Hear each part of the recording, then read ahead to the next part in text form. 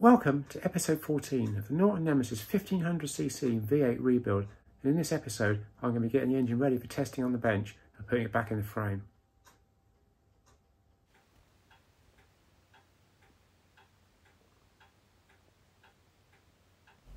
With the V8 engine all back together, I thought it'd be really good fun to see if it would fire up on the bench before I put it back in the bike. So I'm going to connect up some of the ECU wiring, put a drop of petrol in the inlet port and crank it over on the starter motor and see if it runs or not. So the first thing I need to do is connect up a battery to the starter motor. This is quite a small battery and it's not quite fully charged, but hopefully it'll do the job. With the battery connected, the next thing I need to do is sort out the wiring for the ECU fuel management. I'm just going to be using the ignition side of the circuit, so it's not too bad. I did a dry run on the last video to make sure it works. So I pull it all out of the box and lay it out on the floor, because I'm going to be getting the two coil packs and connecting up the spark plug leads to the engine. The spark plug leads are numbered to each cylinder on the engine, so it's easy to put them back in their respective places.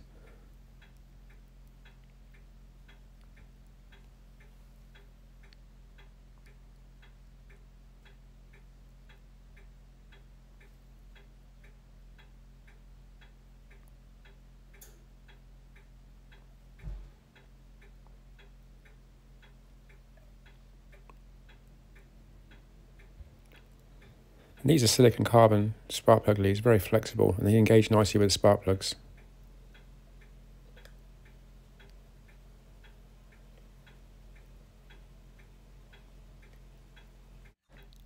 Next, I connect the wiring to the throttle position sensor and crankshaft position sensor. These can be a bit fiddly to engage and they snap on nicely. The last thing to connect up was the ECU. This is an MVC Systems ECU. It has a large connecting block to the main wiring loom. I was quite lucky to find out that they're still in existence and trading, so I was able to call their technical guy and talk to him about the system. Although it's obsolete, he had some recollection of the pin-out diagram for the wiring and sent me a copy, which was really cool. With all the wiring identified, it's time to connect the battery up, put a drop of fuel down the inlet ports and spin it over on the starter and see if it runs. It's only going to be a very short fire up because obviously I'm just putting a bit of fuel in the inlet ports, but it should show that it's basically going to work.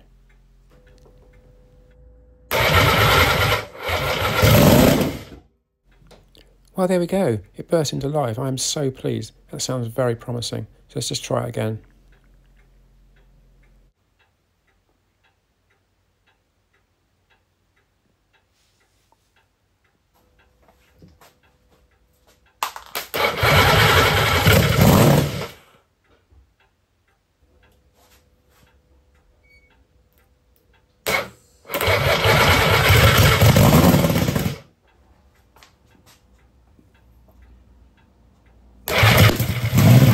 Well, I'm really pleased with that. So now, let's get the engine in the frame, or the frame on the engine. So the first thing I did was clean up the rear swinging arm spindle. It's a little bit tight in the engine from some burrs, made it nice and smooth. This is 70mm diameter with a 60mm bore through the centre, and it's the same as the wheels.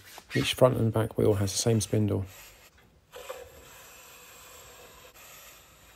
I've seen now it slides in nice and smooth, because when you're offering up the frame, you need to be able to slide it through nicely.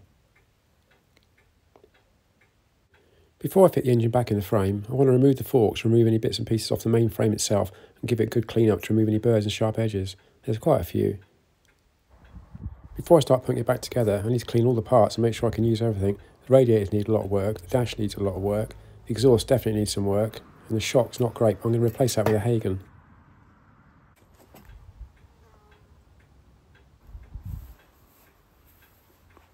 So with all the parts removed from the frame, I can now start addressing the gouges and scratches on the inside. They're quite deep in places. And as you can see here, this is frame number 001 of one I believe that was made. It's quite strange to see the C stamped in the wrong way around, MCD. I take the frame up to my top shed to do some linishing with my angle grinder, and I look up and all the starlings are on top of the house waiting to fly away. They're frightened of the noise. And here's some of these gouges I was talking about.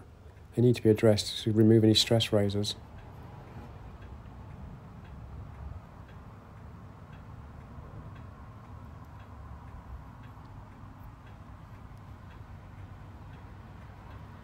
Filing away the webs on a frame like this will significantly reduce its strength, but I guess it's okay. It must be like from new, so it hasn't broken yet, so we'll give it a chance, but it's not ideal.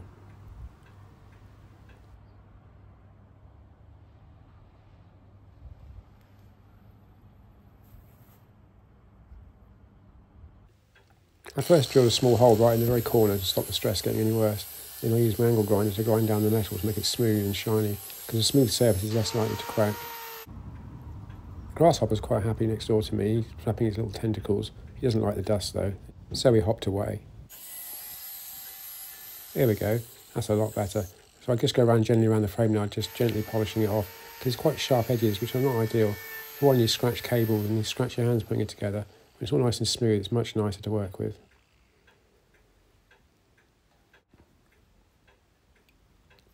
I'm using a very fine grit flapper wheel, about 360 grade I believe. This takes the minimum amount of metal off, it makes it nice and smooth.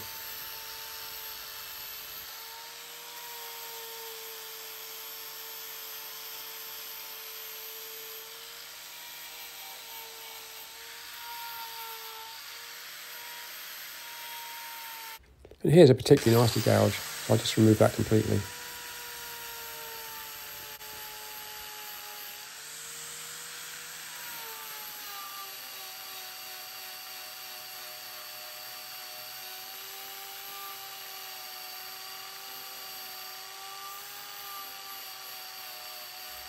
There we go, that's a lot better. But as I look down, there's a snail coming up to me. He's not impressed.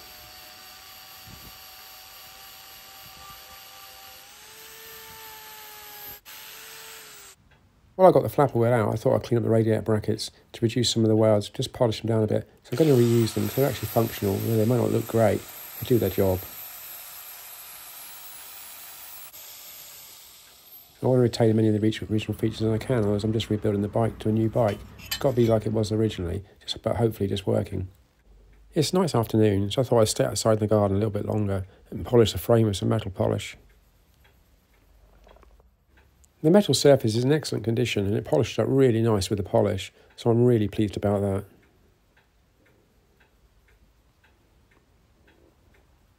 It's quite hard work, but very rewarding. When you stand back and look at what you've achieved, it looks amazing.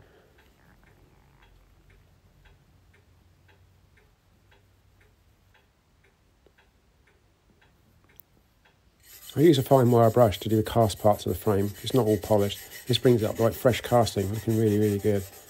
Very light pressure, but go backwards and forwards quite fast. The pigeon watches from a safe distance. He's quite happy up on the fence. There we go, that's a lot better. So I'm now ready to go back in the garage and start assembling the fork yokes. The yokes are machined in two pieces, so it clamps the fork stanchions in place. But this bottom yoke, I would say, is upside down because the flat surface should be upwards. The way it's been made, it's going to collect rainwater, which is not a good design. So I'm going to need to drill 3 drain holes to allow the water to drain away. I did think about reversing the bottom yoke and turning it upside down, but the way the bearing's machined into the bottom yoke, it won't work. So I've got to drill the holes.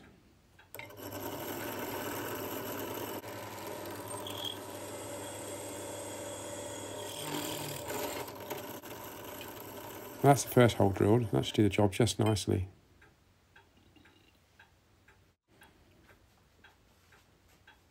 I'll use my electric handheld drill to drill the other 2 holes because they're very close to the stem.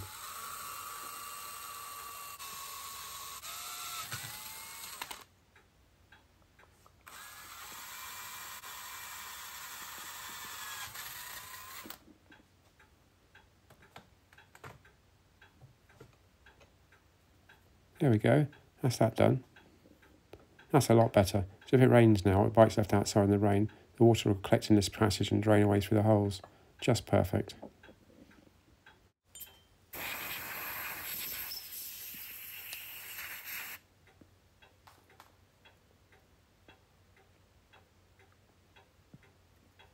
The bottom yoke has 2 bearings, a roller bearing for the up and down thrust, and a conventional ball race for the side-to-side thrust.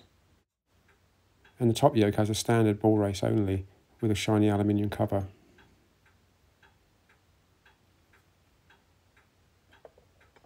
Here you can see how the fork yokes slide together.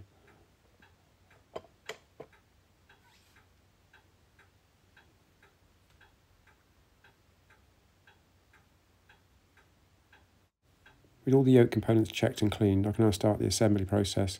So the first thing I do is put some grease on the roller bearings.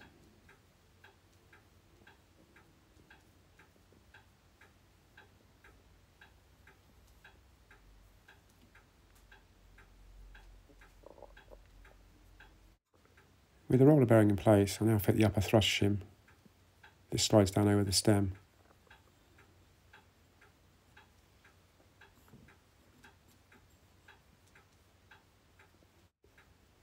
I now fit the O-ring, pressing it down tightly into its groove.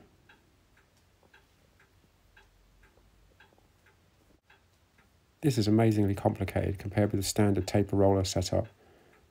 So with the O-ring in place, I have to grease up and fit yet another shim.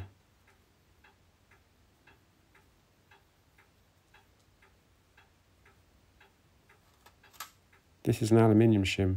This presses over the steel stem to rub on the seal to create a seal. So now I can offer up the stem assembly into the frame. It's quite a loose fit because there's two big clamp bolts that hold it in place tight. And in the way the design works, the stem itself stays still and the top and bottom yoke rotate on the bearings. I now fit a slightly smaller O-ring onto an aluminium boss for the top seal. This rubs on the internal bore of the top yoke.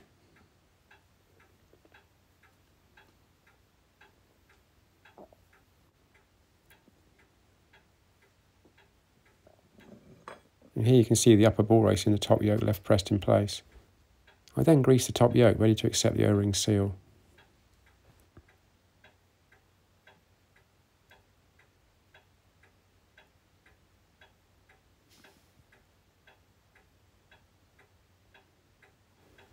Which presses in nicely and rotates freely.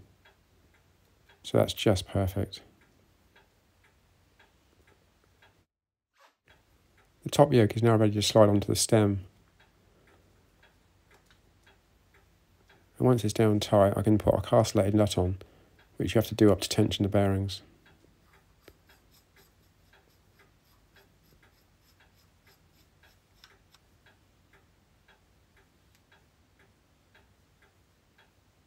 It needs to be just tight. You can't over tighten it. You just need to put a bit of pressure on it to grip the ball races at the bottom, the ball race at the top, and engage the roller bearings.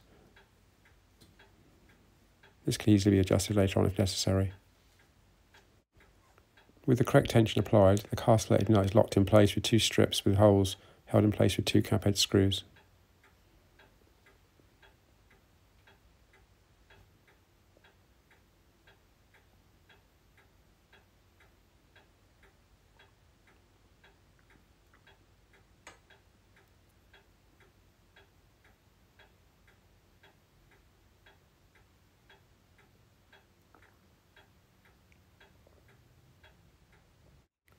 With the castellated nut locked in place, I pack some grease around the bearings, ready to fit the central polished aluminium boss.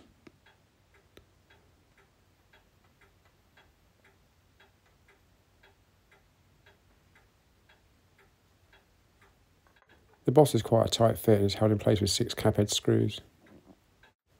I've just had the food mixer in the kitchen. I better go and have a look and see what Trace is cooking.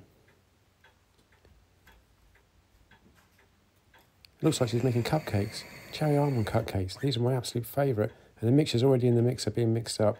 Eggs going in, food essence going in, lots of revs. And then she's going to add lots of cherries as well. You've got to put lots of cherries in to make it taste really nice. And here's the mix going into the cupcakes themselves. Exactly the right amount in each one. And Charlie Weaver's supervising proceedings. He makes sure everything's done just right, in between having a tipple, of course. He likes a tipple. The last thing to do is to put them in the oven for about 20 minutes to cook. And when they come out, they look just amazing.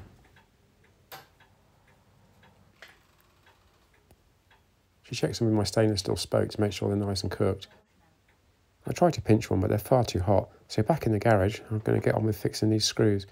They're a bit rough around the edges, so I'm going to machine off all these marks and these stampings and make them nice and shiny, because they're right in view, and you'll be looking at them the whole time you're going along.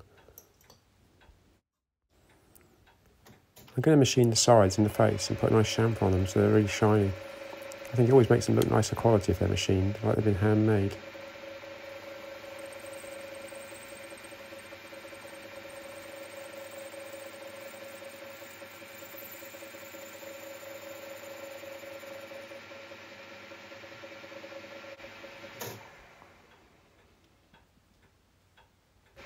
The first cut didn't quite clean up, so I'll take a second cut.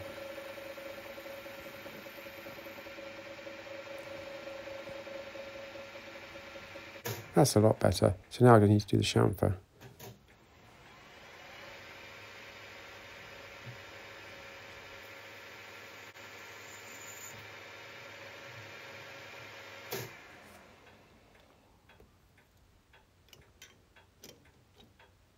There we go. That looks much nicer. Just need to repeat this process on the other 5 screws now, then the aluminium cap can be fitted.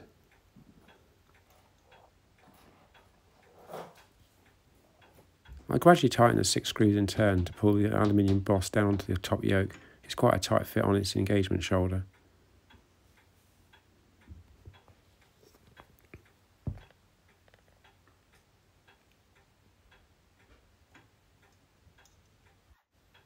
I'm now going to loosely assemble the top and bottom yoke. I'll tighten the screws when I slide the forks in later.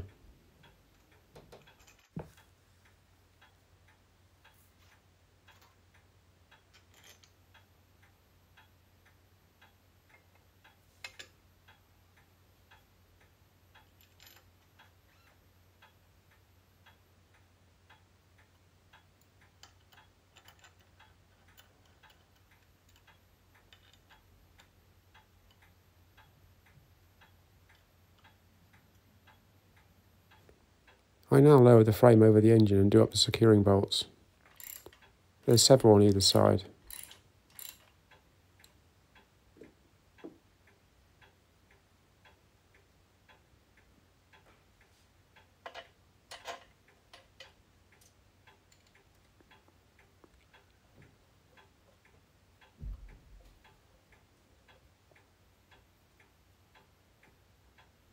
With the engine bolted tightly in the frame, I check that the huge swinging arm spindle slides in nicely, and it does, so I can remove it, offer up the swinging arm, and then push it back in place.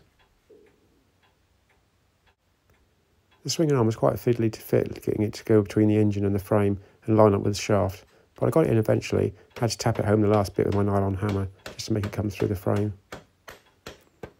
I can now fit the castellated nut and tighten it with my special tool that I made. These are the same size on both the wheels and the swinging arm spindle.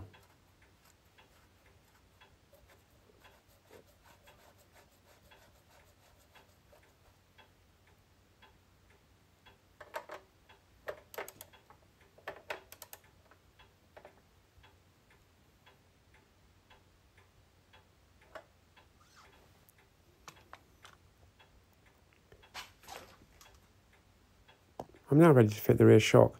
This is held in place at the top by a long bolt that slides right through the frame, then you put a nut each side of a central boss.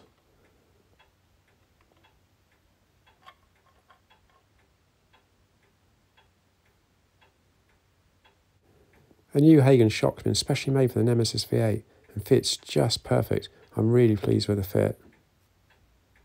It's much nicer than the old shock, which was quite beat up, quite stiff and was actually leaking. So we'll keep that in the box of spares that go with the bike. But for now, the new Hagen shock looks amazing.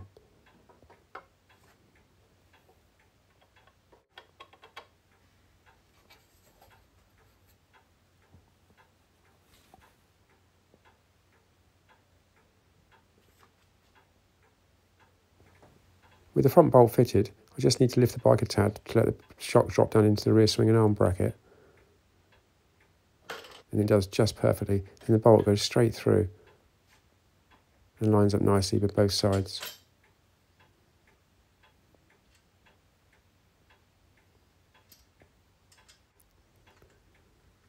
With the rear shock fitted and tightened in place, I can now just slip the front forks in and get the bike on its wheels for the first time. And it's starting to look really nice. I'm really pleased how it's coming along so far. Can't wait to hear the engine run properly in the bike with the injection system all connected up. But that'll be in a future video.